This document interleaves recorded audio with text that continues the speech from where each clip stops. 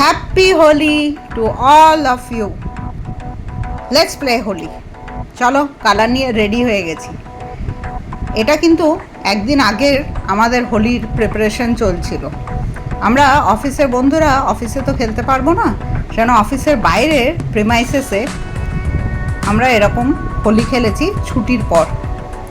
তো মানে সবাই রং মেখে একদম সং সাজা বলে না, সেরকমই। আমার তো নিজের মুখটা আমি নিজেই চিনতে পারছিলাম না।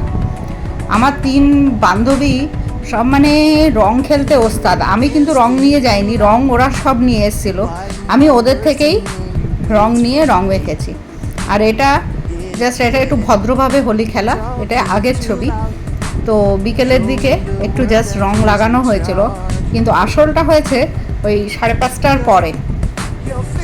তো আমরা সবাই ভয় পাচ্ছিলাম যে অফিসের মধ্যে হলে তো বকাঝকা খেতে হবে মনে হচ্ছে।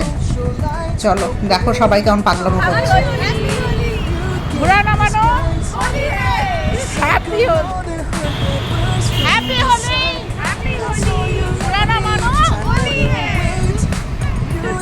এই যে 3 সুন্দরী মিলে র্যাম্প ওয়াকে নেমেছে।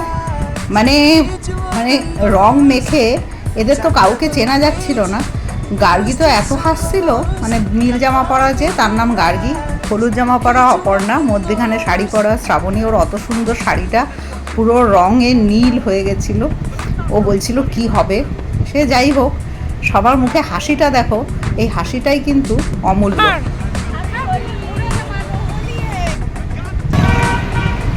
দেখো রং খেলার বহরটা শুধু তুমি দেখো। ওর মাথাটা বোধহয় 5 কেজি রং বেরোবে ওর মাথা দিয়ে।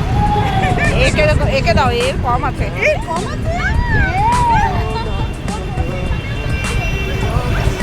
আমি একটু দূরে দূরেই ছিলাম।